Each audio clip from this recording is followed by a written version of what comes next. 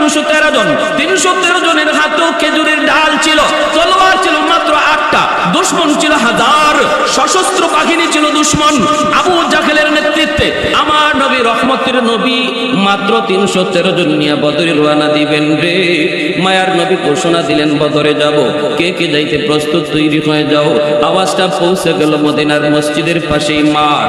মাঠের মধ্যে খেলাধুলায় মগ্ন ছিল কিছু বালক, অল্প বয়সের 2 ভাই, নাম হলো মুআজ আর মুআব্বাদ।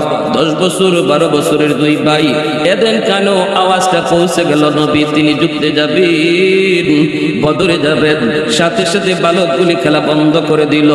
এ যুবক, আজ তোমার মোবাইলের গেম থেকে মসজিদের মিনারের আওয়াজ গেম থেকে ফিরাইতে পারে না। রে যুবক, তোমার খেলা থেকে মসজিদের মিনারের আওয়াজ তোমাকে খেলা বন্ধ করাইতে পারে না। অথচ আমার নবীর যুগের বালকগুলি খেলার ময়দান ত্যাগ করেছে। আমার নবীর একটা ডাক শুই না। আমার নবী যুদ্ধে যাবেন, তাও কেমন যুদ্ধ হয়, গলা কাটা দিতে হয়, নতুবা গলা আনতে হয়, হয় জীবন আনতে হয়, নতুবা জীবন দিতে হয়। এমন এক জায়গায় যাওয়ার জন্য বালকগুলি তাদের খেলা বন্ধ করে দিল। এরে বর্তমান যুবকের যুব সমাজ, এ বর্তমান যুগের যুব সমাজ, এরে আমার যুবক ভাই, বলো কিয়ামতের ময়দানে যদি আল্লাহ তোমাকে নবীর যুগের মুআজ আর মুআব্বাদের সামনে আল্লাহ তার করে জিজ্ঞেস করে, বান্দা মসজিদের মিনার থেকে মুয়াজ্জিন তোমার ডাক দেয় নাই? ডাক দিয়েছিলাম আমি আল্লাহ, ডাক দিয়েছিলাম আমি আল্লাহ, আমার ডাক তোমার খেলা বন্ধ করাইতে পারলো না। এইবার মুআজ মুআব্বাদের সামনে একটু মুখ দেখাও, একটু মুআজ মুআব্বাদের সামনে একটু চেহারাটা দেখাও। কিয়ামতের মাঠে তুমি আর আমি লজ্জা ছাড়া কোনো উপায় থাকবে না। মুখ উপরের দিকে তুলতে পারবা না, উপরে মুখ তুলতে পারবা না। 2 বালক দৌড়ে মায়ের কাছে চলে গেল, যা বলতেছে, মা বিদায় দাও। কোথায়? আল্লাহর নবীর সাথে যুদ্ধে যাওয়া। মা অবাক হয়ে গেল, মা অবাক। নবীর যুগের মহিলাদের ইমানটাও কি পরিমাণ ছিল শোনো। মা সাথে সাথে 2টা বাচ্চারে কোলে জড়াইয়া চোখের পানিটা মুছে আর বাচ্চাগুলির কপালে মায় চুমু খায়। মায় কইতেছে, বাজান, আজ যদি তোমাদের আব্বা দুনিয়ায় জীবিত থাকতেন, তাহলে তোমাদের আব্বা নবীর সাথে তিনি যুদ্ধে যাইতেন। আজ যদি তোমাদের কোনো বড় ভাই জীবিত থাকতো রে, বড় ভাই থাকতো, তাহলে নবীর সাথে যুদ্ধে যাইত। কিন্তু আমার ঘরে কেউ নাই, শুধু তোমরা ছোট্ট 2 ভাই। আমারও দুনিয়াতে কেউ নাই, শুধু তোমরা, আমার 2টা কলিজার টুকরা সন্তান। তবু আমি আমার নবীর জন্য দুনো সন্তান কুরবানি দিতে রাজি। মা সন্তানগুলির কপালে চুমু খায় আর ডাক দেখো, বাবা তোমরা তো ছোট মানুষ, যুদ্ধে যায় কি করবা? যুদ্ধের ময়দান তো খতরনাক, যুদ্ধের ময়দান তো গলা কাটা দিতে হয়, নতুবা গলা আনতে হয়। তোমরা ছোট্ট, তোমরা যায় কি করবা? যুদ্ধের ময়দানে তোমরা কি কাম করবা? এমনি ছোট 2 ভাই মাকে জড়ায় ধরে কই, মা গো, যদিও আমরা দুশমনের কল্লা আনতে পারবো না, তবু আমার মায়ার নবীর সামনে দাঁড়াইব। কারণ আমার নবীর দিকে দুশমন ঢিল মারবে, শুধু তা না, তীরও মারবে। আমার নবীর দিকে যখন আবু জাহেলের বাহিনী তীর মারবে, আমরা দুনো ভাই নবীর সামনে দাঁড়ায়া ঢাল হইয়া তীর নিজের কলিজা দিয়া ফিরাবো, তবু আমার মায়ার নবীর গায়ে তীর লাগতে দিব না। আমার নবীর গায়ে তীর লাগতে দিব না গো মা। প্রয়োজনে আমাদের কলিজা ছিদ্র হয়ে যাক, হয়ে যাক, প্রয়োজনে আমাদের কলিজা ছিদ্র হয়ে যায়, হয়ে যাক, আমাদের জীবন চলে যায়, চলে যাক, তবু রহমতের নবীর গায়ে তীর লাগতে দিব না। কারণ মায়ার নবী মক্কা তার জন্মভূমি, মায়ার নবী তার জন্মভূমি ছেড়ে মদিনায় এসেছেন গো মা। নবী আমাদের কাছে মেহমান, আমরা হলাম মেজবান। আমার নবী তিনি মেহমান হয়ে যদি নবী কষ্ট পান, কিয়ামতের ময়দানে আল্লাহর সামনে মদিনাবাসী কেমন করে মুখ দেখাবে? আল্লাহ যদি কয়, এ মদিনার মানুষ, আমার বন্ধুরে তোমাদের কাছে মেহমান বানায় পাঠাইছিলাম, কেন তোমরা মেহমানের কদর করলা না? কেন তোমরা মেহমানের হেফাজত করলা না? কি জবাব দেব গো মা? মা বিদায় দাও, বিদায় দাও, বিদায় দাও। এই বইলা মার কাছ থেকে বিদায় নিয়ে নিল, মাও বিদায় দিয়ে দিল। মায় কয়, বাজান রে, আমি খুশি মনে তোমাদেরকে বিদায় দিলাম, শুধু বিদায় দিয়েছি আবার ফিরে পাওয়ার জন্য নয়, আবার ফিরে পাওয়ার আশায় নয়। কিয়ামতের ময়দানে আমার মালিকের কাছে দুইজন শহীদের মা হইয়া পরিচয় দিব। ভাইরা আমার, মসজিদে নববীর সামনে আল্লাহর নবী সাহাবায়ে কেরামদেরকে বলেন, সাহাবীরা কারা কারা বদরে যাইতে চাও লাইন ধরো। সাহাবায়ে কেরাম লাইন ধরলেন। এই লাইনের ভিতরে ছোট্ট দুই ভাই, তারাও লাইনে দাঁড়ায় গেল। ডাইনে বামে তাকায় দেখে অনেক বড় বড় সাহাবীরা ডাইনে বামে দাঁড়ায় আছে। এইবার নিজেরা বড় ছোট, নিজেদেরকে ছোট, তারা তো দেখতেছি আমরা দুই ভাই এখানে লাইনে দাঁড়াইলাম, অথচ আমরা অনেক ছোট, তারা বড়। নিজেদেরকে বড় বোঝানোর জন্য, একটু বড় বোঝানোর জন্য নিজের পায়ের আঙ্গুলের মধ্যে পা দিয়া উকি দিয়া রাখছেন।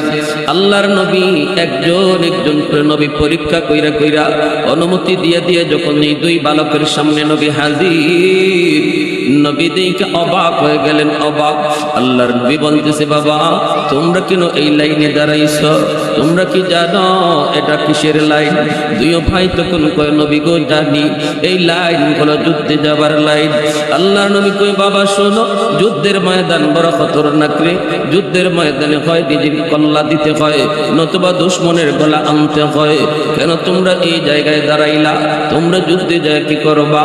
এই বলতেই দুই ভাই আমার নবীর কাছে আইসা চোখের পানি ধরায় কয়, নবী গো, ওগো মায়ার নবী, আমরা মদিনার পাশের মাঠে খেলায় মগ্ন ছিলাম, বন্ধুদের সাথে খেলাধুলায় মগ্ন ছিলাম। আওয়াজ পাইলাম আপনার আওয়াজ, বদরে যাইতে হবে। সাথে সাথে খেলা বন্ধ করে দিয়েছি, মার কাছ থেকে বিদায় নিয়ে এসেছি। মাকে যেই জবাব দিয়েছি আপনাকেও সেই জবাব। নবী গো, দুশমনের কল্লা আমরা আনতে পারবো না, কারণ ছোট, কিন্তু আপনার দিকে দুশমন যখন তীর মারবে গো নবী, আমরা দুনু ভাই আপনার সামনে দাঁড়াইয়া নিজের কলিজা দিয়ে তীর গুলি ফিরাবো, তবু আপনার গায়ে তীর লাগতে দিব না। আল্লাহর নবী রহমতুল নবী আকাশের দিকে হাত বাড়াইয়া আল্লাহর কাছে দোয়া করেন, মালিক, ও মালিক, মদিনার দুইটা অবুজ বাচ্চার কথা তুমি শুনো, মদিনার দুইটা অবুজ বাচ্চার কথা তুমি শুনো গো মালিক। আমি ওই দুই বালকের উপরে খুশি, তুমি আল্লাহ খুশি হয়ে যাও। আমি মদিনার উপরে খুশি, তুমি আল্লাহ খুশি হয়ে যাও। জোরে কুম সুবহানাল্লাহ। আল্লাহ নবী ডাক দেয়া কই, বাবা বাড়িতে কে আছে? কই শুধু মা, আর কেউ নাই। কেন তোমাদের বাবা? কই আমাদের বাবা নাই, বড় কোনো ভাইও নাই। আল্লাহ নবী এবার কই, বাবা দুজন যদি যুদ্ধের ময়দানে যাও, আর যদি আল্লাহর কাছে শাহাদত তোমাদের কবুল হয়ে যায় রে, মা তো একা হয়ে যাবে। কাকে নিয়ে মা বাঁচবে? কাকে নিয়ে মা রাতে ঘুমাবে? এমনি মায়ার নবী, দয়ার নবী কয়, ঠিক আছে, আমি দুইজনের একজনকে অনুমতি দিলাম। নবী বলেন, আমি বড়জনকে অনুমতি দিয়া দিই। ছোটজনকে নবী বলতেছেন, বাবা তুমি মায়ের খেদমত যায় করো, বড় হলে পরে আমি নবী তোমাকে যুদ্ধে নিব। আর মায়ের খেদমত, বাবার খেদমত যুদ্ধে যাবার মতোই সমান সওয়াব। মা যদি খুশি থাকে, বাবা যদি খুশি থাকে, আল্লাহ ওই সে সন্তানের উপরে খুশি হয়। রাদার রব্বি ফি রাদাল ওয়ালিদাইন ওয়া সাকাতুর রব্বি ফি সাকাতিল ওয়ালিদাইন। টেনশন করো না, বড় হলে পরে আমি নবী তোমাকে যুদ্ধে নিব, যায় মায়ের খেদমত করো। এই কথা বলতেই ছোট ভাই মায়ের নবীর পা ধইরা কয়, নবী গো, আমাদের আম্মা, আমরা দুই ভাইকে একসাথে বিদায় দিয়েছেন, আমাকে যদি আপনি ফিরে দেন আর ভাইয়াকে যদি আপনি নিয়ে যান, মা বলবে আল্লাহ আমার বড় সন্তানকে কবুল করেছে, তোরে আল্লাহ কবুল করে নাই। আমি কোন জবাব দিতে পারবো না গো নবী। একসাথে বিদায় নিয়ে এসেছি, একসাথে যুদ্ধে যেতে চাই, আমাকে একা ফিরত দিয়েন না। নবী গো, যদিও আমি বয়সে ছোট, কিন্তু আমার ভাইয়ার চেয়ে গায়ে শক্তি বেশি। যুদ্ধের ময়দানে শক্তির বেশি প্রয়োজন। আমি যদিও বয়সে ভাইয়ার চেয়ে ছোট, কিন্তু গায়ে আমার শক্তি বেশি। যদি আপনি বুঝতে চান, তাহলে ভাইয়ার সাথে কুস্তি লাগায়া দেন। আমি যদি কুস্তিতে হেরে যাই, আমাকে নিয়েন না।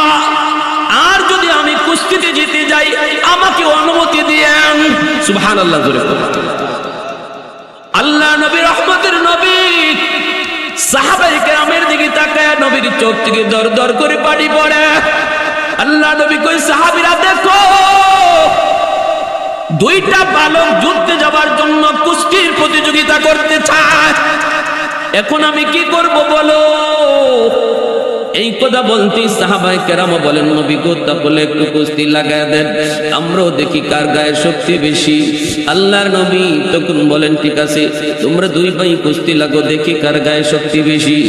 এইবার দুজনে কুস্তি লাগবে। ঠিক কুস্তি লাগার আগেই ছোট ভাই বড় ভাইয়ের কানে কানে আইসা কয় নবী গো, বড় ভাইয়ের কানে কানে কয় ভাইয়া তুমি তো অনুমতি পাইয়াই গেছো, তুমি তো অনুমতি পাইয়াই গেছো, আমাকে একটু সুযোগ কইরা দিও। এমনিতে বড় ভাই ইশারা দিয়া কয় টেনশন করবি না, আমি তোরে সারা যাবো না। কুস্তি লাগার আগেই দুনো ভাইয়ের কথা হয়ে গেছে কে জিতবে আর কে হারবে। বড় ভাই ইচ্ছা করে হারবে, ছোট ভাই জিতবে, এটা তাদের কুস্তি লাগার আগেই নিজেরা নিজেরা কানাকানি করে ফেলছে। আল্লাহর নবী সাহাবায়ে কেরাম সহ দেখতেছেন দুই ভাই কুস্তি লাগবে, গায়ে কার শক্তি বেশি দেখার জন্য। কুস্তি লাগছে ঠিকই, কিন্তু বড় ভাইয়ের শক্তি দেখায় না। ছোট ভাই বড় ভাইয়ের মাটিতে ফালাইয়া বুকের উপরে উইঠা কই ইয়া রাসূলুল্লাহ এই যে দেখেন আমার গায়ে শক্তি বেশি। আল্লাহ নবী দুনু ভাইয়ের হাত ধরে উপরে উঠাইলেন। নবী বলেন সাহাবীরা তোমরা কিছু বুঝছো নাকি? সাহাবীরা কয় নবী গো আমরা সব বুঝে গেছি, কুস্তি লাগার আগেই তো কুস্তির ফলাফল বের হয়ে গেছে, এইবার কি করা যায়? সাহাবীরা কয় নবী গো দুজনকে অনুমতি দিয়া দেন গো নবী, একজনকেও রাখা যাবে না। আল্লাহর নবী যখন দুজনকে অনুমতি দিয়া দিলেন, দুনো ভাই যুদ্ধে যাবার অনুমতি পাইয়াই তারা তো মহা খুশি, বদরে যাবার জন্য যুদ্ধের ময়দানে রওনা দিয়া দিল। এইদিকে আল্লাহ পাক রব্বুল আলামিন বদরের ময়দানে আবু জাহেল সাঙ্গ পাঙ্গ নিয়ে আগেই পৌঁছে গেল, উঁচু জায়গা দখল করে ফেললো, উঁচু জায়গা দখল করে ফেললো। আল্লাহর নবী সাহাবায়ে কেরামদেরকে নিয়ে বদরে পৌঁছলেন। উঁচু জায়গা দুশমনের দখলে, নবীজি নিচু জায়গায় অবস্থান করলেন। তাদের পায়ের নিচে হলো মাটি আর নবীর পায়ের নিচে হলো বালু। বালুতে হাঁটা যায় না, বালুতে দৌড় দেওয়া যায় না, উঁচু জায়গা থেকে মারতেও সুবিধা। দুশমন সর্বদিক দিয়ে প্লাস পয়েন্ট, ওরা যুদ্ধের অনুকূলে, আর নবীজির পরিবেশটা হয়ে গেছে প্রতিকূল পরিবেশ। পায়ের নিচে বালু, দৌড় দেওয়া যায় না, আবার নিচু থেকে উপরে মারতেও কষ্ট, দুশমনের উপর থেকে মারতে সোজা। আল্লাহর নবী সারাটা রাত তিনি তাবুতে আল্লাহর কাছে কানলেন, ইয়া হাইয়ু ইয়া কাইয়ুম। রমজান মাস, রমজান মাস, বাইরে বদরের যুদ্ধ 17 রমজান। আল্লাহর নবী রহমতের নবী সারাটা রাত তিনি কানলেন, ও মালিক আজ প্রমাণ হবে আগামী কালকের যুদ্ধে এই জমিনে তোমার গুণগান চলবে কি চলবে না, তোমার বন্দেগী চলবে কি চলবে না। আল্লাহ এর প্রমাণ হবে আগামী কালকের যুদ্ধে। আল্লাহর কাছে কান্দেন, চোখের পানি জড়ায় জড়ায় তিনি কাঁদতেছেন। আবু বকর সিদ্দিক রাদিয়াল্লাহু তাআলা আনহু রাত 12টায় নবীর তাবুতে ঢুকলেন। ঢুকে দেখেন আমার আপনার নবী, মায়ার নবী, তিনি উপরে হাত উঠায় তিনি কাঁদতেছেন, দাড়ি বেয়ে বেয়ে পানি জমিনে পড়তেছে। 2টা বাজে তিনি ঢুকলেন, ঢুকে দেখেন নবী তখনও কান্দেন। সেহরির টাইম, আল্লাহ নবী তখনও কান্দেন। আল্লাহ পাক জিবরাইল আমিনকে বলে, জিবরিল যাও তাড়াতাড়ি আমার বন্ধুর কাছে যা হাজির হও, যায়া বলো বদরের যুদ্ধে আমি আল্লাহ আমার বন্ধুকে সাহায্য করব। জিবরাইল আমিন এসে বলে, নবী গো হাত নামান, আগামী কালকের যুদ্ধে বিজয় আপনার। আল্লাহু আকবার। আমি জিবরাইল যুদ্ধে নিজে অংশগ্রহণ করব। 1000, 3000, পরম্পরা 5000 ফেরেশতা আল্লাহ আকাশ থেকে বদরের মাঠে নামাইবেন, আর আমি জিবরাইল হব ফেরেশতাদের কমান্ডার। আল্লাহু আকবার। আমি জিবরাইল হব ফেরেশতাদের কমান্ডার। আল্লাহ নবী কথা শোনা মাত্রই নবীজি হাসলেন, আনন্দ করলেন, আল্লাহর কুদরতি কদমে সাজদা দিলেন। ফজরের পরে আল্লাহ পাকের সাহায্য শুরু হয়ে গেল, মুষলধারে বৃষ্টি নাজিল হলো। এমন বৃষ্টি, এমন মুষলধারে বৃষ্টি নাজিল হলো, এই বৃষ্টির কারণে পরিবেশ মুসলমানের পক্ষে চলে আসলো। কেমনে কয় কেমনে? বৃষ্টির কারণে দুশমন ছিল উঁচু জায়গায়, পাহাড়ের এরকম উঁচু জায়গায় ছিল দুশমন। এই বৃষ্টির কারণে হয়ে গেছে এই পাহাড় পিছলা। কি হয়ে গেছে? পায়ের নিচে মাটি হয়ে গেল পিছলা, আর বৃষ্টির পানি পাইয়া মায়ার নবীর পায়ের নিচে ছিল বালু, সাহাবায়ে কেরামের পায়ের নিচে ছিল বালু, হাঁটা যাইতো না, দৌড় দেওয়া যাইতো না। বৃষ্টির পানি পাইয়া এই বালু হয়ে গেছে আরামদায়ক। এক মুষলধারে বৃষ্টির দ্বারা যুদ্ধের পরিবেশ মুসলমানের পক্ষে চলে আসলো, আর দুশমনের বিপক্ষে চলে গেল। ভাইরা বন্ধুরা, যুদ্ধ শুরু হয়ে যাবে। দুই ভাই মুয়াজ আর মুয়াজ দুজন যুদ্ধের ময়দানে যাইয়া একজন আর একজনকে কয়, ভাইয়া আমরা তো ছোট মানুষ, বেশি কাম করতে পারবো না, আমরা কাজ করবো একটা, টার্গেট লন আপনি একজন রে। বড় ভাই বলতেছে তুই কারে টার্গেট নিবি? ছোট ভাই কয়, শুনেছি বদরে নবীর চির দুশমন আবু জাহেল আসছে। ও ভাইয়া, আমার তো মন বলে আজকে বদরের যুদ্ধে আমরা দুই ভাই আবু জাহেল রে টার্গেট নিব। আরেকটু জোরে আল্লাহু আকবার। আহাদুল লাইসা কামিসলি সামাদুল লাইসা কাফাদলি লিমানিল মুলকু তুগুই তু সাজাওয়ার খুদাই তো খুদাওয়ান্দ ইয়ামিনি তো খুদাওয়ান্দ ইয়াসারি তো খুদাওয়ান্দ জামিনি তো খুদাওয়ান্দ সামাই তো রহিমি তো করিমি তো সামিই তো বসিরি তো মুইদ্দি তো মুদিল্লি তো মালিকিল আরশি বাজাই বরি আদ কুরদন ও কুফতন বরি আদ তুহমত মরদন বরি আদ বীম উমিদি বরি আদ রঞ্জ বালাই। আল্লাহু আকবার। আমার ভাইরা বন্ধুরা, এখন আবু জাহেল কে চিনবে কিভাবে? বুখারী শরীফ জিলদে সানি কিতাবুল মাগাজি আব্দুর রহমান ইবনে আউফ রাদিয়াল্লাহু তাআলা আনহুকে এক ভাই ডাক দেয়, ইয়া আম্মি আরিনি আবু জাহেল, ও চাচা জান আবু জাহেল কোনটা একটু চিনায় দেন। আব্দুর রহমান ইবনে আউফ রাদিয়াল্লাহু তাআলা আনহু কয়, এ বেটা ভাতিজা তুই কস কি? আবু জাহেল দিয়া তুমি কি করবা? কয়, চাচা আমরা দুই ভাই সিদ্ধান্ত নিয়েছি, আজ বদরের ময়দান হয় আমাদের একদিন, নতুবা আবু জাহেলের একদিন। আল্লাহু আকবার। যুবক, হ্যাঁ মুসলিম যুবক, কোন গেইমে তুমি পড়ে রয়েছো? কোন গেইমে? তোমার মতোই দুইজন বালকের ঘটনা শোনো, শোনো। তোমার মতো যুবক বালকদের রক্তের সাগর পাড়ি দিয়া আজকে তুমি ইসলাম পেয়েছো, ঠিক কিনা? জোরে খাও। তোমার মতো বালকগুলির কুরবানির দ্বারা আজ তুমি ইসলাম পেয়েছো। যে ইসলাম মোবাইলে গেম খেললে খেললে ধ্বংস করতেছো, যে ইসলাম আজ তোমার দ্বারা কুরবানি হচ্ছে। আর নবীর যুগের বালকরা ইসলামের জন্য কুরবানি হয়েছে, আর এই যুগের বালকগুলির কাছে ইসলাম কুরবানি হইতেছে। কি হয়ে গেল? কিভাবে আশা করবা? কিভাবে আশা করবা বিজয়ের? এখনো নাফ নদীর পানি তোমার মুসলিম ভাইয়ের রক্তের সাক্ষী হয়ে আছে। কাশ্মীরের জমিন মুসলমানের রক্তের সাক্ষী, গুজরাটের জমিন মুসলমানের রক্তের সাক্ষী, চীনের উইগর কান্নার আওয়াজে আকাশ বাতাস ভারী। দুশ্মনের জিন্দান খানায় তোমার মুসলিম বোনের কান্নার আওয়াজ আর আর্তনাদ, সে আওয়াজ কি তোমার কানে লাগে না? কি আওয়াজ ভাসে না? একটু কি দিলে সাড়া দেয় না?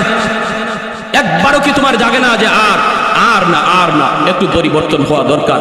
আর কত আর কত আর কত আর কান্নার আওয়াজ শুনবো? এভাবেই যদি দিন চলতে থাকে, সেদিন বেশি দূরে নয়, মায়ানমারের হালত বাংলার জমিনও হবে। এইভাবেই যদি আমাদের দিন চলতে থাকে, গুজরাটের অবস্থা বাংলার জমিনে হবে, উইগরের হালত তৈরি হয়ে যাবে। দুশমন খাপ ধরে আছে, খাপ ধরে আছে। তোমার আমার চোখের সামনে কলিজার টুকরো সন্তানকে জবাই করার জন্য, মাকে জবাই করার জন্য, বাংলার মাটি রক্তে লাল করার জন্য দুশমন উৎপাতে আছে।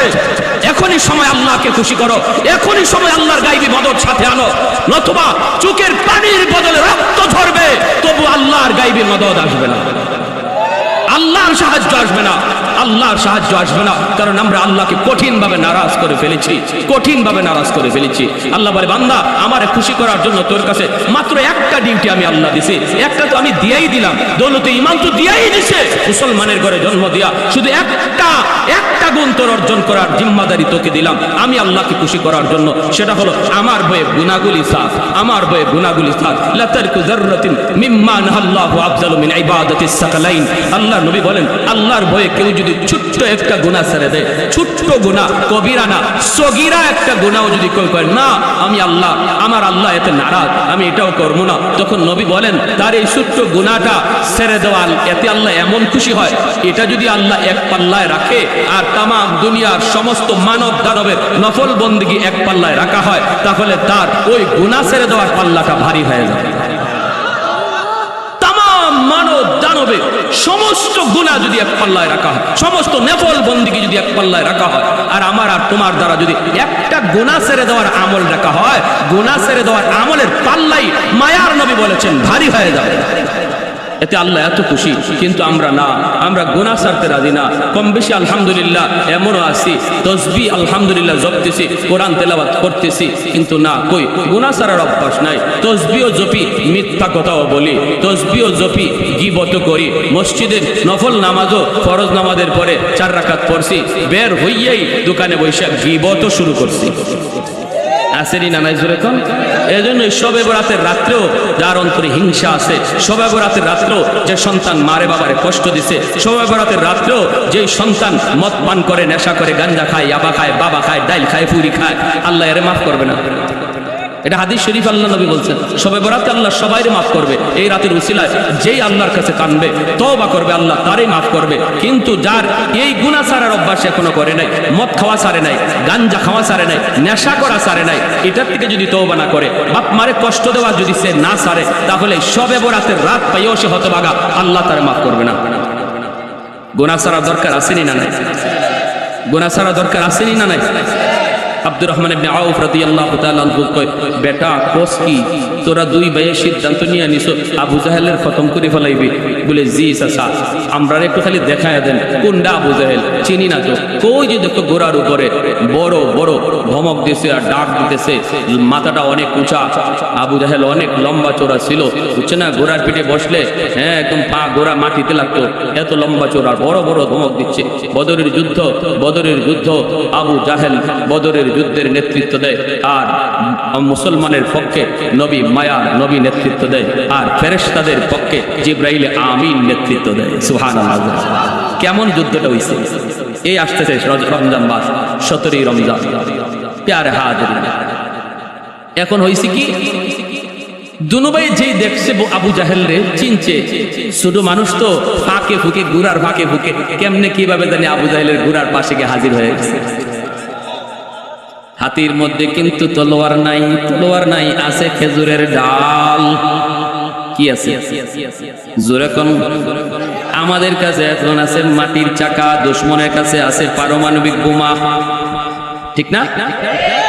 আমাদের কাছে আছে ইটের টুকরা, দুশমনের কাছে পারমাণবিক বোমা। বদরে দুশমনের কাছে সশস্ত্র অস্ত্র, মায়ার নবীর সাহাবীদের কাছে খেজুরের ডাল আর মাটির। এবার বুঝছেন কি হয়। আবু জাহেলের গুড়ার পাশে পৌঁছে গেল, আবু জাহেলের গুড়ার পাশে পৌঁছে এক ভাই আবু জাহেলের ঘোড়ার পায়ে খেজুরের ডাল দিয়া মারলো। ঘোড়ার পায়ে খেজুরের ডাল দিয়া মারছে, আল্লাহ খেজুরের ডালকে তলোয়ার বানায় দিল। ঘোড়ার পা কেটে গেল, আবু জাহেল দপার দিয়া মাটিতে পড়ে গেল। আরেক ভাই দৌড় দিয়া যাইয়াই তার হাতের খেজুরের ডাল আবু জাহেলের বুকের মধ্যে বসায় দিল। এই ডালকেও আল্লাহ তলোয়ার বানায় দিলেন। আল্লাহু আকবার। একটা বসানিতেই আবু জাহেলের বুক ছিদ্র হইয়া, বডি ছিদ্র হইয়া একদম মাটিতে যায় গাঁথলো। কে বানাইছে? কে এই ক্ষমতা দিছে? কে বানায় দিছে? আমি মারবো মাটির চাকা, দুশমন বাড়বে পারমাণবিক বোমা, মাঝখানে আল্লাহ পাক পারমাণবিক বোমারে হেস্ত নস্ত করে আমার শক্তি বাড়ায় দিবে কে? আরো জোরে, আরো জোরে। যদি আমি আল্লাহকে সাথে রাখি, ঠিক কিনা? যদি আমি আল্লাহকে খুশি করি, এই চিন্তা যদি অন্তর থেকে বাদ দেই, কে আমার সাথে আছে, কোন দেশ আমার পাশে আছে, এই চিন্তা অন্তর থেকে বাদ দাও। আমার সাথে আল্লাহ আছে কিনা এই চিন্তা যদি মাথায় রাখো, কে আমার উপরে খুশি এই চিন্তা অন্তর থেকে বাদ দাও।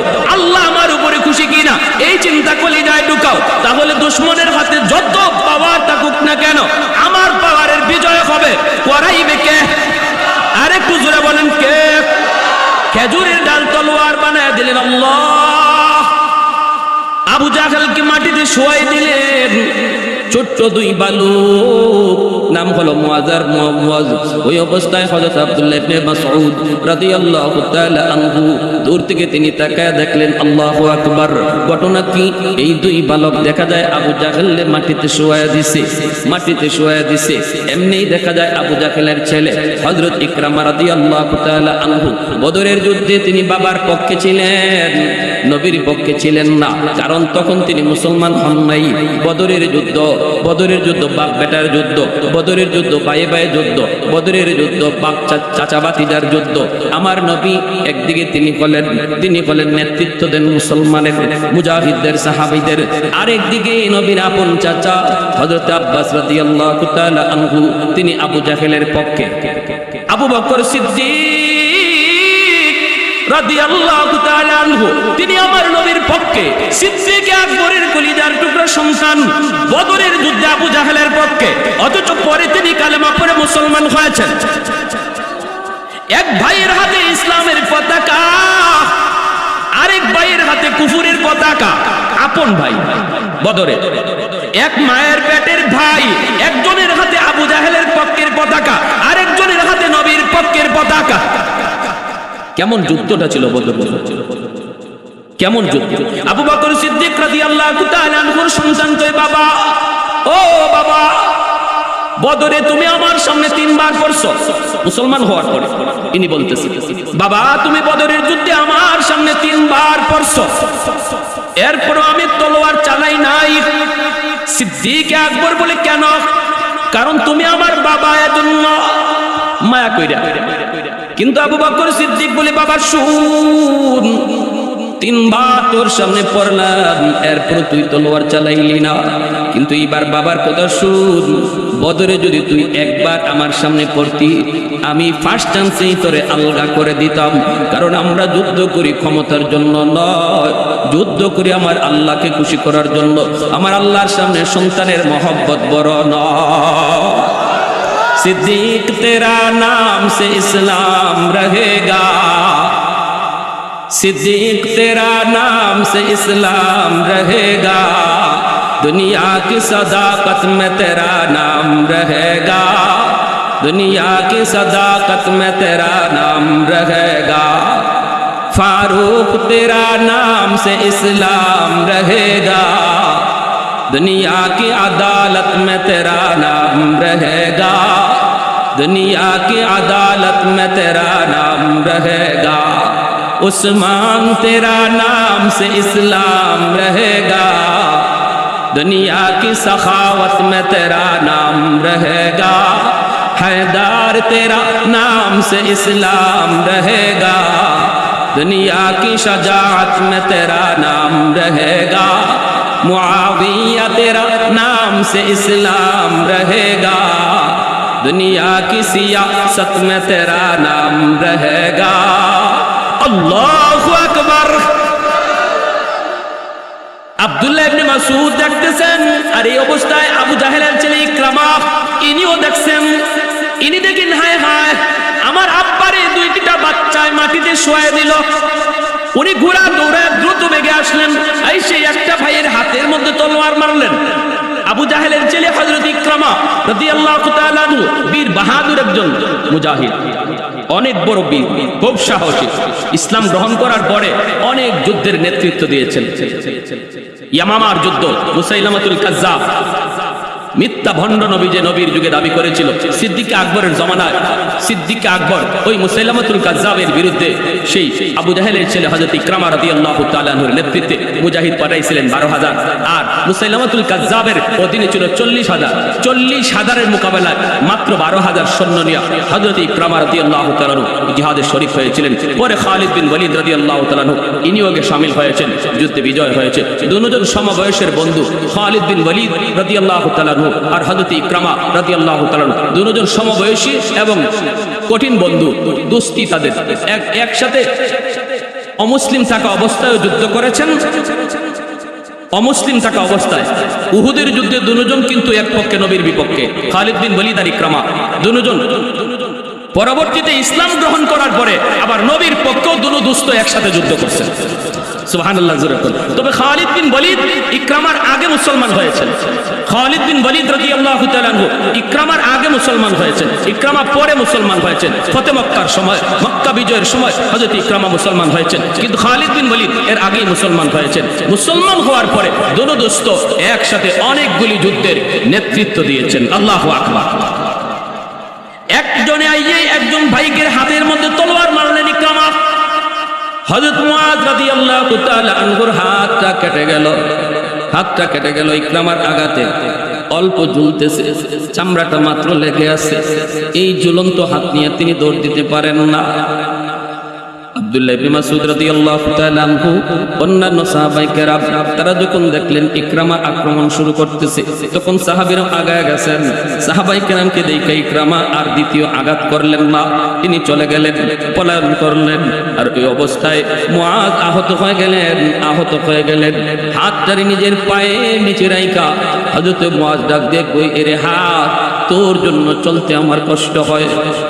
ঝুলন্ত হাত, অল্প চামড়া লেগে আছে, পায়ের নিচে রাইখা হাতটারে টান দিয়া ছিঁড়তেছেন আর বলেন, কিয়ামতের ময়দানে আল্লাহর তৈরি জান্নাতে আল্লাহ তোমার সাথে আমার দেখা করাবে।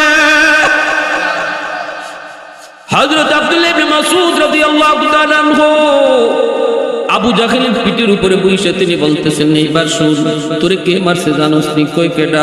আমাদের মতো কোনো বীর বাহাদুর না, ওই যে দেখ ছোট্ট দুইটা বালক, এই দুই বালকের হাতে আল্লাহ পাক তোরে খতম করেছে। জীবনে অনেক বাহাদুরি তুই করলি, অহংকার করলি, অহংকারী পতন আল্লাহ কিভাবে ঘটায় দেখ। দুইটা অবুঝ বাচ্চার দ্বারা আল্লাহ তোরে খতম করাইছে।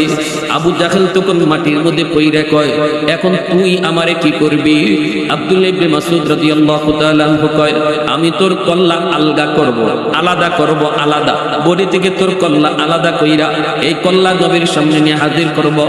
আবু জাহেল মাটিতে শুয়ে শুয়ে কয়, আমার কল্লাটা আলগা করবি, একটু গুরিত লাগায় কাটিস যেন আমার কল্লাটা দেখতে বড় দেখা যায়। আমি নেতা আসিলাম তো, আমার কল্লা দেখেও তো কেউ বুঝতেই বুঝি নেতার কল্লা। চিন্তা করছেন মরণের সময় কি অহংকার।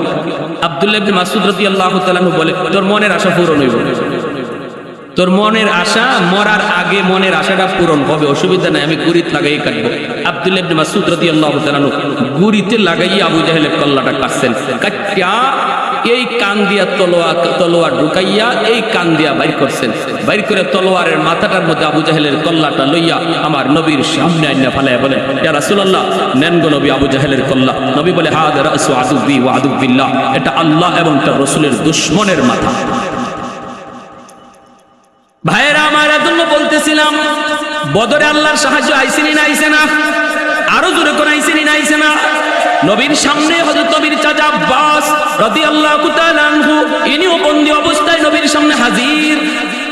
আব্বাস রাদিয়াল্লাহু তাআলা আনহু মায়ের নবীর আপন চাচা আব্বাস রাদিয়াল্লাহু তাআলা আনহু ওই অবস্থায় মায়ের নবী বলতেছেন, চাচা, ও চাচা, তোমারে তো আমার সাহাবী আব্দুল্লাহ ইবনে মাসউদ সে তো তোমার বন্দী করে নিয়ে আসছি।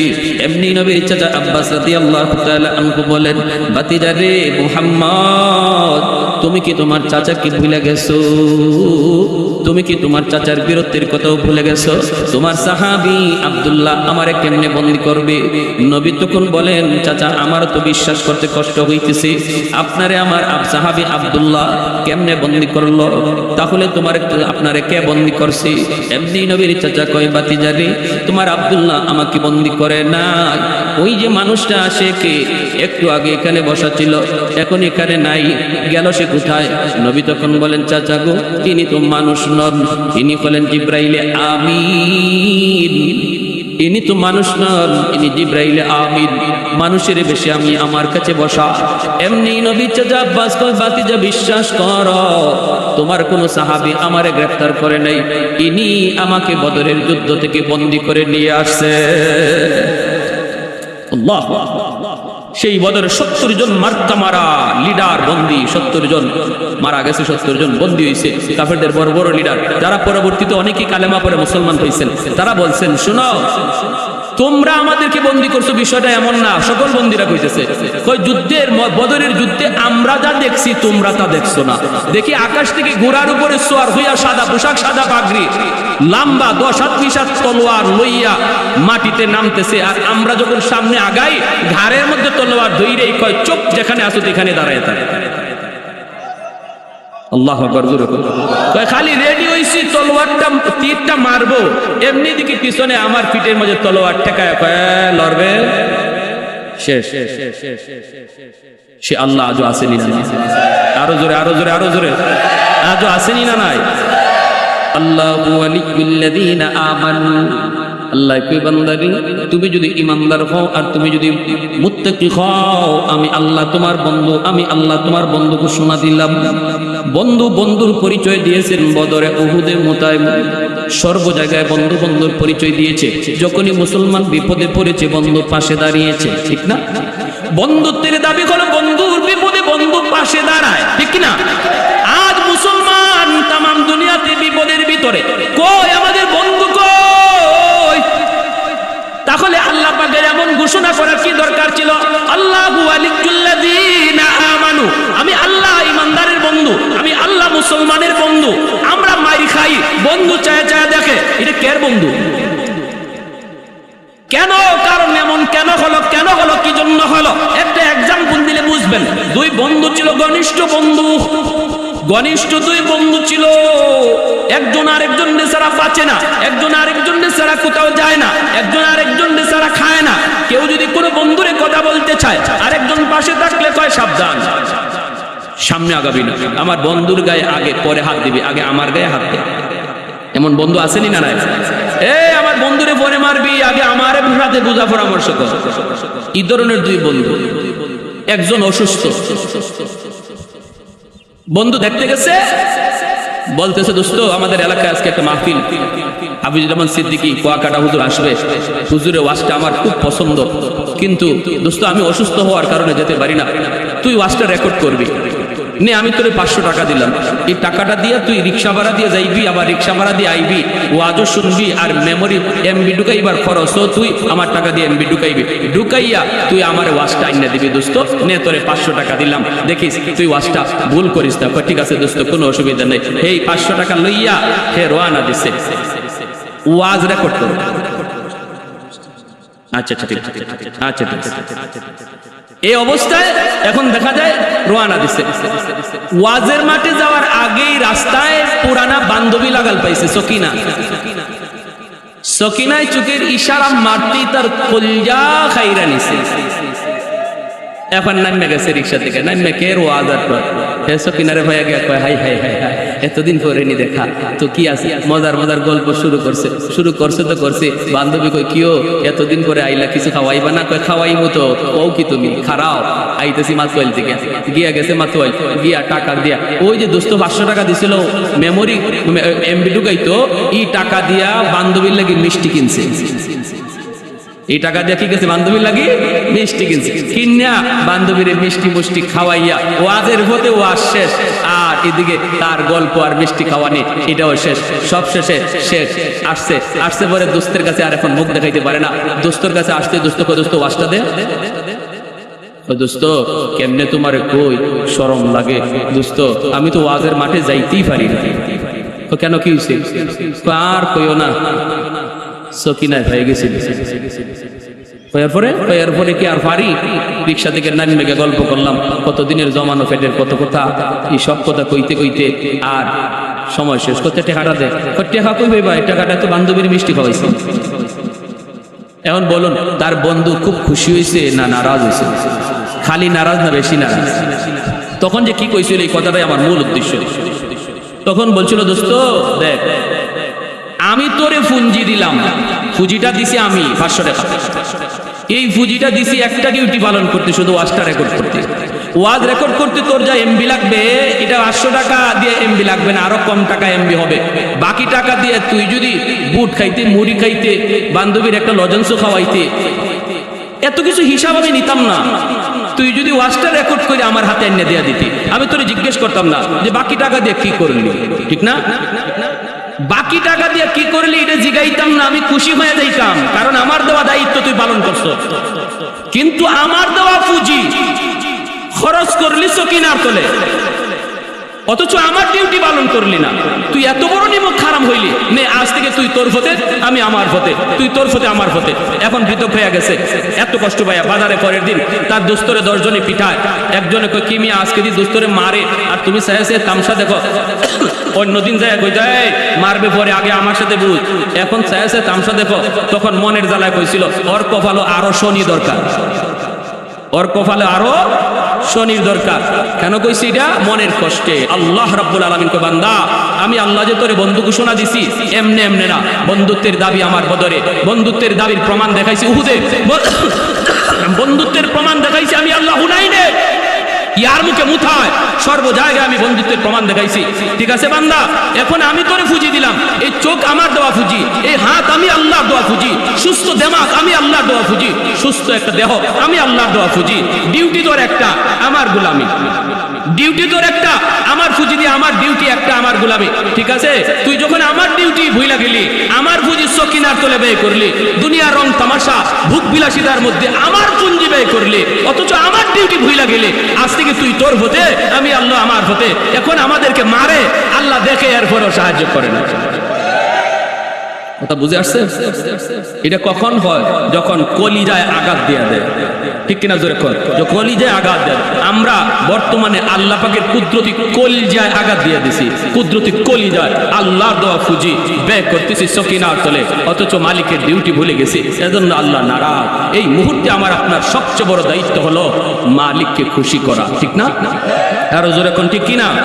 কেমনে খুশি করব, এটি আল্লাহ এই আয়াতের মধ্যে বলছেন। মনোযোগ আছে সবার? শেষ কথাটা বলবো, কাকার মনোযোগ আছে একটু হাত উঠে আল্লাহকে দেখা। আল্লাহ তুমি কবুল করো, জোরে বলি আমিন। আর একটু জোরে বলি আমিন। হযরত চলে আসবেন আর মাত্র 15 মিনিট। 15 মিনিটে আমিও আমার মূল আলোচনাটা শেষ করে ফেলবো ইনশাআল্লাহ। ফাঁকে একটু জিকির করি, লা ইলাহা ইল্লাল্লাহ, জোরে লা ইলাহা ইল্লাল্লাহ, জোরে লা ইলাহা ইল্লাল্লাহ।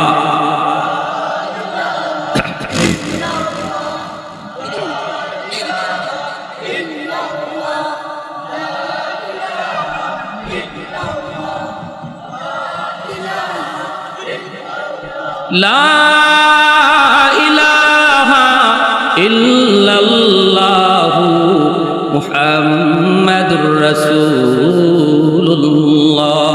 জোরে সুরে বলি সাল্লাল্লাহু আলাইহি ওয়াসাল্লাম। আমিন কয়। প্রতিদিন জমিন আমি আল্লাহর কাছে আবদার করে, মালিক আর কত গুনাহগারের গুনাহ আমি জমিন দেখব, আর কত আমি গুনাহগারের পায়ের লোড নিব।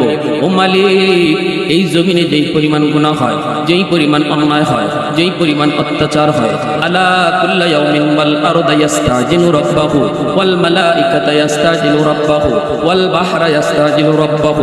আল্লাহ পাক রব্বুল আলামিন হাদিসে কুদসির ভিতরে আল্লাহ পাক বলেন, জমিন প্রতিদিন আল্লাহর কাছে আবদার করে, আবতালিউ ইবনা আদম ফি কারি, ও মালিক অনুমতি দাও 70-এর 5তলা বিল্ডিং আমি গিলে ফেলি, 20-এর 10তলা বিল্ডিং আমি গিলে ফেলি। আমি আর তার লোড নিতে রাজি না। আসবিরু ইলা মাতা আসবিরু। ওই গুনাহগারের পায়ের আওয়াজ আমি জমিন আর কত শুনবো? আমি আর তার পায়ের লোড আর কত নিব? তার বিল্ডিং এর লোড আমি জমিন আর কত নিব? তুরস্কের জমিন, সিরিয়ার জমিন 5তলা 10তলা বিল্ডিং গিলে ফেলেছে, ঠিক না? ফেলেছে। আল্লাহ পাক রব্বুল আলামিন কয় শুধু তুরস্কের জমিন নয়, সিরিয়ার জমিন নয়, বাংলাদেশের জমিনও এমন আবদার করে, পাকিস্তানের জমিনও আবদার করে, মাতুয়াইলের জমিনও আল্লাহর কাছে প্রতিদিন আবদার করে, মালিক অনুমতি দাও, অনুমতি দাও, আমি আর সইতে পারি না, আমি আর জালেমের পায়ের আওয়াজ সইতে পারি না। আল্লাহ পাক রব্বুল আলামিন কয় কেন, কি জন্য? কইলি আন্নাহুম ইয়ারযুকু বিরিজকিকা ওয়া ইয়াসিকা লিআন্নাহুম ইয়াতাকাল্লামু বিলিসানিকা ওয়া ইয়াসিকা। আল্লাহ তোমার দেওয়া রিজিক, অথচ তোমার দেওয়া রিজিক খায়, তোমার নাফরমানি করে, তোমার দেওয়া পা দিয়া তোমার নাফরমানি করে, তোমার দেওয়া হাত তোমার নাফরমানি করে। আমি জমিন আর কত দেখব? আল্লাহ বলে শুধু তাই নয়, এমনি ভাবে সাগর মহাসাগরগুলি প্রতিনিয়ত আবদার করে। কক্সবাজার সমুদ্র সৈকত কত আল্লাহর বান্দা যায়, আল্লাহর কুদরত দেখে সুবহানাল্লাহ জিকির করে। আর কত নাফরমান কক্সবাজার সমুদ্র সৈকতে যাইয়া গুনার আয়োজন করে, গুনার কারবার করে, গুনার কাজ করে। সাগর প্রতিনিয়ত আল্লাহর কাছে আবদার করে, মালিক আমি গুনাহগারের গুনাহ আর কত দেখব? ও মালিক নাফরমানের নাফরমানি আর কত দেখব? অনুমতি দাও, এই গুনার কারণে জমিন নাপাক হয়ে গেছি, অনুমতি দাও, আমি পাক বানায় দেই পানি দিয়া। আল্লাহ পাক রব্বুল আলামিন কইরে জমিন থাম, আমি আল্লাহও দেখি এই জমিনে কেমন অন্যায় হয়, কেমন অত্যাচার হয়, কেমন জুলুম হয়, কেমন গুনাহ হয়, এরপরও আমি কেন ধরি না জানোনি? কারণ এই মানুষকে আমি আল্লাহ বড় আদর করে বানাইছি। আসমান আল্লাহ বানাইছেন কুন ফায়াকুন বইলা, জমিন আল্লাহ বানাইছেন কুন ফায়াকুন বইলা, ফেরেশতা আল্লাহ বানাইছেন কুন ফায়াকুন বইলা। কিন্তু আমারে আপনারে আল্লাহ পাক কুন ফায়াকুন বইলা বানায় নাই। আমারে আপনারে যখন আল্লাহ বানাইছে খালাকতু বিয়াদাইয়া, আল্লাহ বলে আমি আমার নিজের হাত দিয়া বান্দা বান্দিরে বানাইছি। কারণ এই চেহারার মধ্যে এত দামি কপাল, ওই কপাল দিয়া বান্দা আমার কুদরতি কদমে সেজদা দিবে। এই কপালটার এত দাম, এই কপাল ফেরেশতাদের হাতে বানাইলে হয় না, এই কপাল কোন পায় কোন বলল হয় না, এই কপাল আমি আল্লাহ নিজের হাতে বানাইছি। এই জমিন শুন, এখনো জমিনের ভিতরে আমার এমন কিছু বান্দা বান্দি আছে, কখন কোন জায়গায় যায় জানি দিলটা নরম করে ফেলি, কোন আলিমের কথা শুই না, কখন কোথায় জানি বইসা দিলটা নরম করে চোখের পানিটা জড়াইয়া কাউকে শোনা না শুনাইয়া দিলে দিলে আমি আল্লাহকে শুনাইয়া তওবার নিয়ত করে বসে আমি আল্লাহ মুহূর্তের ভিতরে ওই গুনাহগারের 70 বছরের গুনাহকে আমি আল্লাহ মাফ কইরা গুনাহগুলোকে নেকি দ্বারা বদলাইয়া ওলির খাতায় নাম উঠা দেই। এজন্য তওবাকারী তওবার কারণে সাথে সাথে আল্লাহর ওলির খাতায় নাম লেখা হয়ে যায়, কারণ তার জীবনে আর কোনো গুনাহ থাকে না। শুধু গুনাহ থাকে না এমন বিষয় না গোলাম, শুধু গুনাহ থাকে না বিষয়টা এমন না, বরং হয় কি জানেননি? আল্লাহ পাক রব্বুল আলামিন কয় ইল্লা মান তাবা ওয়া আমানা ওয়া আমিলা আমালান সালিহা ফাউলাইকা ইউবাদদিলুল্লাহু সাইয়্যাতিহিম হাসানাত। গুনাহ যদি পাহাড় পরিমাণ হয়, তওবার কারণে আল্লাহ নেকিও পাহাড় পরিমাণ বানায়া দেয়। এজন্যই আবু বকর সিদ্দিক রাদিয়াল্লাহু তাআলা আনহু বলেছিলেন, ভাই উমর, আমি আবু বকরের মন বলে তোমার জীবনের নেকি আমি আবু বকরের চেয়ে অনেক বেশি। হযরত উমর রাদিয়াল্লাহু তাআলা আনহু বলেন, ভাই আবু বকর এটা তুমি কি বললা? উম্মতের ভিতরে তুমি কোন শ্রেষ্ঠ? আমার নেকি তোমার চেয়ে বেশি হয় কেমনে? দলিল কি? দলিল কি? সিদ্দিক আকবর বলেন, দলিল হলো আল্লাহর কোরআনের আয়াত ইল্লা মান তাবা ওয়া আমানা ওয়া আমিলা আমালান সালিহা ফাউলাইকা ইউবাদদিলুল্লাহু সাইয়্যাতিহিম হাসানাত। আল্লাহ পিছনের গুনাহকে আল্লাহ তওবার কারণে নেকি বানায় দেয়। এ ওমর, তোমার পিছনের গুনাহ তো আমার চেয়ে অনেক বেশি রে। ইসলাম গ্রহণ করার আগে তুমি অনেক গুনাহ করছো, গুনাহ তোমার বেশি হওয়ার কারণে তওবার খাতিরে নেকিও তো তোমার বেশি হয়ে গেছে। হযরত ওমর বলেন, ভাই আবু বকর, যদি বিষয় এমন হয় আমার জীবনের নেকি যদি তোমার চেয়ে বেশি হয়ে থাকে, তাহলে আসো আমরা জীবনের নেকি বদলা বদলি করে ফেলি। আবু বকর সিদ্দিক রাদিয়াল্লাহু তাআলা আনহু বলেন, কও কি তুমি? বলে হ্যাঁ, আসো জীবনের নেকি বদলা বদলি করে ফেলি। তবে শোনো ভাই আবু বকর, তোমার জীবনের নেকি লাগবে না, আমি ওমরের জীবনের সব নেকি দিয়া দিলাম, তোমার জীবনের শুধু এক রাতের নেকি আমাকে দিয়ে দাও। সিদ্দিক আকবর বলে কোন রাত? কোন রাত? হযরত ওমর ফারুক বলেন সেই রাত হলো আমার মায়ার নবীর সাথে হিজরতের রাত। যেই রাতের অপেক্ষায় তুমি 40টা রাত ঘুমাও নাই, দরজার মধ্যে কান খাড়া করে রাখছো, কখন জানি আমার নবী এসে ডাক দেয়। 40টা রাত তুমি ঘুমাও নাই, আল্লাহর নবী অবশেষে আসলেন, নবীকে নিয়ে রওনা দিয়েছো। ওই সেই গারে সুর, এত উঁচু পাহাড়, এত উঁচু পাহাড়, ওই পাহাড়ের উপরে কেমন করে উঠবা? আমার নবীকে নিয়ে কেমন করে উঠবা? 3 দিন ওই গুহায় অবস্থান নিয়েছো, এত উঁচু পাহাড়ে উঠবা কেমন করে? তুমি সেই সময় আমার নবীকে পাহাড় বাইতে দেও নাই।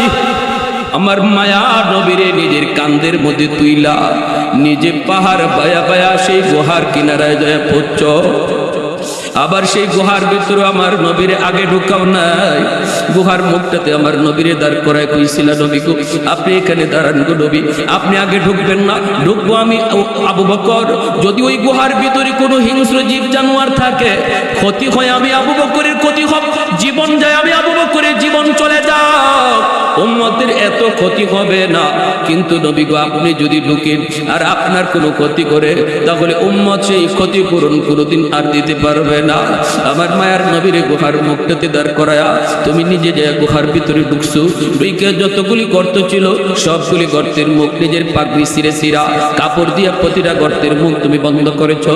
একটা গর্তের মুখ বন্ধ করার মতো কাপড় সেদিন তোমার কাছে ছিল না রে, নিজের পা দিয়ে সেই গর্তটা আটকায় রাখছো। এই গর্তের মধ্যে ছিল বিষাক্ত সাপ, যেই সাপ আমার নবীকে দেখার জন্য আজকে 1 বছর যাবত অপেক্ষায়। সেই সাপ তোমার পায়ের কারণে আমার নবীর দেখতে পারে না, বাধ্য হয়ে তোমার পায়ে কামড় দিল। ও ভাই আবু বকর, ওই মুহূর্তে তোমার উরুতে আমার নবী ঘুমাইতেছেন, অথচ ঘুমের প্রয়োজন ছিল তোমার বেশি। 40 রাত তুমি ঘুমাও নাই, নিজে না ঘুমাইয়া আমার